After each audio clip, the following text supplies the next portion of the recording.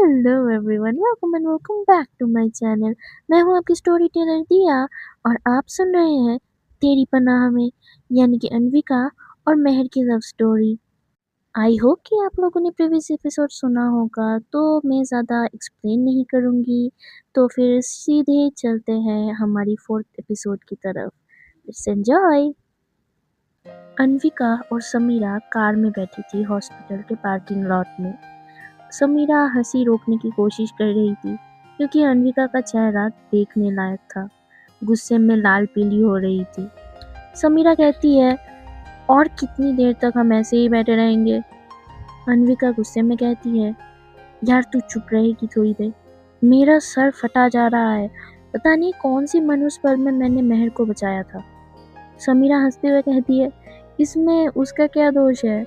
और तू इतना ज़्यादा क्यों सोच रही है? अगर मेहर तेरे साथ रहेगी तो तुझे ही फ़ायदा होगा। तूने ही तो कहा था ना कि तुझे सब इन्फॉर्मेशंस निकालनी है उस गैंग के बारे में। तुझे केस सॉल्व करनी है as soon as possible. Anvika एक गहरी सांस लेती है, फिर कार से निकल के हॉस्पिटल के अंदर चली जाती है। एक्चुअली डीजीपी ने उसे ऑर्डर किया था कि वो मेहर को अपने घर में रखे, और वैसे भी सिर्फ इंफॉर्मेशन निकालने के लिए नहीं, बल्कि मेहर की जान को भी खतरा था राघव के गैंग के लोगों से। अन्विका ने समझाने की कोशिश की पर कुछ फ़ायदा नहीं हुआ, इसीलिए वो गुस्सा है। उसे अपने घर में किसी दूसरे को शेल्टर देना बिल्कुल भी अच्छा नहीं लगता, यहाँ तक कि वो अपने पेरेंट्स को भी वहाँ नहीं आने देती। अन्विका मेहर के रूम में घुसती है तो थोड़ी शॉक्ड हो जाती है। डॉक्टर और नर्सेस मेहर को शांत करने की बहुत ज़्यादा कोशिश कर रहे थे और मेहर पागलों की तरह बिहेव कर रही थी। मेहर डॉक्टर के कॉलर को पकड़ के कहती है, प्लीज़ डॉक्टर, मुझे वो दवाई चाहिए। मुझे बहुत तकलीफ़ हो रहा है, मैं मर जाऊंगी, please help me. Doctor nurse को नींद की इंजेक्शन रेडी करने के लिए बोलते हैं। मेहर खुद की इंजरी की परवाह करे बिना बेड से नीचे उतरने की कोशिश कर रही थी। फिर अचानक डॉक्टर ने उसे इंजेक्ट कर दिया तो मेहर धीरे धीरे शांत होने लगी और फिर एक टाइम के बाद वो सो गई। उसके बाल बिखरे हुए थे, आंखों से आंसू गिर रहे थे। ये सब देखकर अन्विका के दिल में दर्द महसूस होता है। उसे खुद के लाइफ के पास्ट में जो भी इंसिडेंट हुआ था वो सब याद आ रहा था। वो थोड़ी डिजी फील करती है तो दीवार में अपनी पीठ टिका के खड़ी रहती है। डॉक्टर उसके पास आकर कहते हैं, are you okay miss Rathore? Anvika खुद को संभालते हुए कहती है, व्हाट हैपेंड टू हर? तो डॉक्टर ने कहा, वो पहले ड्रग्स लेती थी, उसी का दौरा पड़ रहा है, उसे वो ड्रग्स चाहिए। मैंने नींद की इंजेक्शन दे दी है, अभी वो 7-8 घंटे के लिए अनकॉन्शियस रहेगी। फिर डॉक्टर और नर्स वहाँ से चले जाते हैं। अन्विका मेहर के पास जाकर बैठती है। अन्विका इतनी देर तक अपने आंसू को रोकने की कोशिश कर रही थी, पर जैसे ही वो मेहर के पास जाकर बैठती है, वो रोने लगती है। अन्विका को याद आता है, वो पागलों की तरह दौड़ते हुए अपने घर में पहुंचती है, पर तब तक सब कुछ खत्म हो चुका था।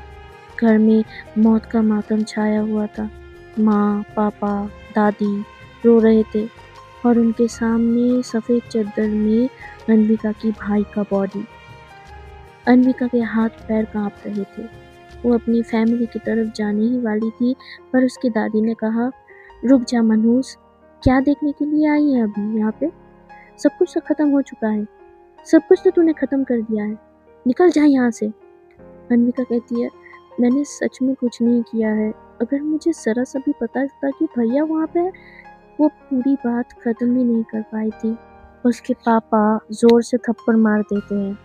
फिर वो कहते हैं, मैं एक लफ्ज़ भी नहीं सुनना चाहता, तू प्लीज़ यहाँ से चली जा और दोबारा अपनी शक्ल भी मत दिखाना, तू हमारे लिए मर चुकी है। अन्विका बहुत रो रही थी। उसने अभी पापा के पैर पकड़ के माफ़ी मांगती है। आई एम सॉरी पापा, मुझे बिल्कुल भी पता नहीं था, मुझे सच में कुछ पता नहीं था, प्लीज़ फॉरगिव मी। फिर वो अपनी माँ की तरफ देखती है, जो कुछ भी नहीं कह रही थी, सिर्फ अपने बेटे की लाश की तरफ देखते हुए रो रही थी। अन्विका अपनी माँ की तरफ देखते हुए कहती है, माँ, मैंने सच में कुछ नहीं किया, आप तो मेरी बात मानो, मैंने कुछ भी नहीं किया है, प्लीज़ बिलीव मी। सिक्योरिटी, इसे बाहर ले जाओ, अन्विका के पापा ऑर्डर करते हैं और सिक्योरिटी उसे खींचते हुए घर से बाहर निकाल देते हैं। दरवाजे के बंद होने की आवाज़ से अन्विका को होश आता है। एक नर्स अंदर आकर कहते हैं, डॉक्टर ने उसे बुलाया है। अन्विका डॉक्टर के चेंबर में जाकर कहती है, क्या मैं अब मेहर को घर ले जा सकती हूँ? डॉक्टर कहते हैं, आपने तो देखा ना, वो कैसे ड्रग्स लेने के लिए पागल हो रही थी। She needs rehab. I think it's better if she stage here for a couple of days. Anvika थोड़ी सख्ती के साथ कहती है, देखिए डॉक्टर, वो एक बहुत ही खतरनाक केस की गवाह है। Please try to understand. ऊपर से बहुत ज़्यादा प्रेशर आ रहा है मुझे। आप कुछ कीजिए। डॉक्टर कुछ भी नहीं कह सकते इस बारे में क्योंकि पुलिस केस है और उन्हें कोई राइट भी नहीं है कि वो मेहर को वहाँ पे रोक के रखे। इसीलिए उन्होंने कहा कि मेहर को वो अगले ही दिन रिलीज़ कर देंगे। अन्विका वहाँ से निकल के सीधा बार में चली जाती है अपने दुख को भुलाने के लिए। मेहर जब आँख खोलती है तो उसे सिर्फ पानी ही पानी दिखाई देती है। वो डूब रही थी। उसकी सांसें बंद होने ही वाली थी। वो तैरने की कोशिश भी कर रही थी बट उसके हाथ पैर तो सून पड़ चुके थे। फिर अचानक किसी ने उसे बचाया और ज़मीन पे लेटा दिया। मेहर को सब कुछ धुंधला दिख रहा था। फिर वो सुनती है जिसने उसे बचाया है वो कह रहा है, वाह क्या माल है, इसके लिए तो मैं करोड़ों देने के लिए भी तैयार हूँ। मेहर को फिर से वही पुराना डर महसूस हो रहा था। वो आदमी मेहर के बदन को छू रहा था बहुत ही गंदी तरीके से। मेहर को घिन आ रहा था। वो उसे हटाने की कोशिश कर रहा था बट वो कुछ नहीं कर सकती। कोई फ़ायदा नहीं हो रहा था। बट अचानक उसे दूर से एक आवाज़ सुनाई देती है। वो आवाज़ धीरे-धीरे उसके बहुत करीब आ रहा था और वो एक लड़की की आवाज़ था। मेहर बार-बार पलक झपका के वो धुंधलापन हटाने की कोशिश कर रही थी। अचानक उस आवाज़ ने मेहर के नाम को पुकारा, बहुत ही सॉफ्ट और जेंटल तरीके से। मेहर को फिर सब क्लियर दिखने लगा। वो देखती है कि वो हॉस्पिटल के बेड में लेटी हुई है। नर्स और डॉक्टर उसे चेक कर रहे हैं और अन्विका उसके पास बैठी है। जैसे ही मेहर अन्विका को देखती है, उसे बहुत ज़्यादा रिलीफ फील होता है। उसका डर गायब हो जाता है। वह एक गहरी सांस लेती है और बिना सोचे समझे अन्विका के हाथ को कस के पकड़ लेती है। अन्विका थोड़ी सी शॉक्ड हो गई थी पहले बट जब उसने मेहर के हाथों को कांपते हुए महसूस किया तो उसने भी मेहर के हाथों को कस के पकड़ लिया। डॉक्टर के चले जाने के बाद अन्विका मेहर से कहती है, आज तुम डिस्चार्ज हो रही हो। डोंट वरी, तुम्हारे लिए मेरे डिपार्टमेंट ने रहने का बंदोबस्त ऑलरेडी कर दिया है। मेहर अच्छे से जानती थी पुलिस डिपार्टमेंट उसकी इतनी क्यों खातिरदारी कर रहे हैं। वो सिर्फ अपना सर हाँ में हिलाती है। फिर अन्विका उसे ले जाने के लिए तैयारी करने लगती है। उसने मेहर को नहीं बताया था कि वो अन्विका के घर पे ही रहेगी। कुछ घंटे बाद अन्विका मेहर को लेकर अपने घर के लिए निकल जाती है। मेहर चुपचाप बैठी थी और विंडो से बाहर देख रही थी। अन्विका ने सोचा उसके साथ थोड़ी देर बातचीत करते हैं, शायद कुछ इन्फॉर्मेशन मिल जाए और मेहर के पर्सनल लाइफ के बारे में, उसकी फैमिली के बारे में भी कुछ पता चल जाए। तो अन्विका पूछती है, इफ़ यू डोंट माइंड, क्या तुम बता सकती हो कि तुम कहाँ से हो? इससे हमारे डिपार्टमेंट को तुम्हारी फैमिली को ढूँढने में आसानी होगी, इसीलिए मैं पूछ रही हूँ। मेहर थोड़ी-सी हँसती है और फिर कहती है, उसकी कोई ज़रूरत नहीं है। अन्विका कहती है, क्यों ज़रूरत नहीं है? आई एम श्योर तुम्हारी फैमिली तुम्हारे लिए इंतज़ार कर रही होगी। मेहर का मूड चेंज होता रहता है और वो एक ठंडी निगाहों से अन्विका को देखती है। तो अन्विका ज़्यादा कुछ नहीं कहती, बस चुप हो जाती है। कुछ देर ड्राइव करने के बाद वो दोनों अन्विका के घर पे पहुंचते हैं। अन्विका मेहर को घर के अंदर ले जाती है और इससे पहले मेहर कुछ पूछे कि ये घर किसका है कौन यहाँ पे रहता है। अन्विका कहती है, ये मेरा घर है, तुम्हें कोई टेंशन लेने की ज़रूरत नहीं है और तुम यहाँ पे सेफ रहोगी। तुम्हारी सेफ्टी के लिए ही डीजीपी सर ने कहा है कि तुम मेरे साथ रहोगी आज से, जब तक ये केस सॉल्व ना हो जाए और तुम्हारी फैमिली के बारे में भी कुछ पता ना चल जाए, तब तक तुम मेरे साथ ही रहोगी। एज़ यूजुअल मेहर चुप रहती है। अन्विका मेहर को लिविंग रूम में छोड़ के मेहर के कमरे को ठीक करने के लिए चली जाती है।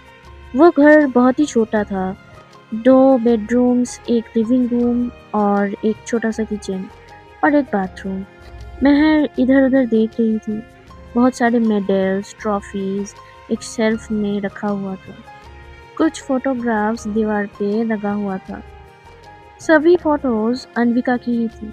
कुछ फोटोज दोस्तों के साथ तो कुछ पुलिस यूनिफॉर्म में।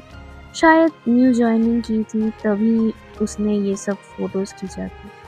उन फोटोज में अन्विका बहुत खुश दिख रही थी।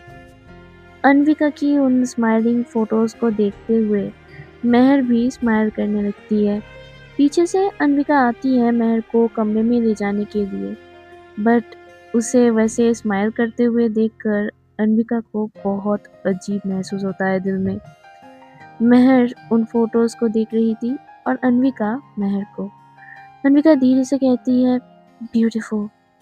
मेहर ये सुन लेती है। फिर वो अन्विका की तरफ घूमकर पूछती है, कुछ कहा आपने? अन्विका थोड़ी सी डर जाती है, नर्वस फील करती है और फिर कहती है, नहीं वो तुम्हें बुलाने के लिए आई थी। तुम अपना रूम देख लो और फ्रेश हो जाओ, ओके? मेहर ज़्यादा क्वेश्चन नहीं करती और अन्विका के पीछे पीछे उसके कमरे की तरफ चली जाती है। वो कमरा अन्विका का स्टडी रूम था। उसने बस एक बेड रखा था और बुक शेल्फ्स, टेबल, चेयर सब पहले की तरह ही जगह पे रखा था। मेहर को वो कमरा बहुत पसंद आता है। उसे उस कमरे में घर जैसा सुकून मिल रहा था। अन्विका कहती है, तुम फ्रेश हो जाओ, मैं खाने का बंदोबस्त करती हूँ। ऐसे कह के वो जाने ही वाली थी तब मेहर उसकी तरफ घूमकर कहती है, थैंक यू अन्विका, मेरे लिए इतना सब कुछ करने के लिए। फिर एक सॉफ्ट स्वीट सा स्माइल देती है और बस अन्विका तो वहीं पे स्टैचू हो जाती है। उसका दिल जोर से धड़क रहा था। वो स्माइल उसे हिप्नोटाइज कर रहा था। उसके दिल की धड़कन इतनी ज़्यादा हो रही थी कि वो खुद की धड़कन खुद ही सुन सकती थी। मेहर जैसे ही दरवाज़ा बंद करती है उसकी आवाज़ से अन्विका को होश आता है, तो वो खुद को ही टपली मारती है उसके सर पे और कहती है, यार what the hell is wrong with you? क्या हो रहा है मेरे साथ? अचानक से मेरा दिल इतना ज़्यादा क्यों धड़क रहा है? कहीं मुझे दिल की बीमारी तो नहीं हो गई है? शायद मुझे डॉक्टर के पास जाना चाहिए। शायद अन्विका को एक डॉक्टर की नहीं, लव गुरु की ज़रूरत है। तो गाइस आज के लिए बस इतना ही इस एपिसोड में।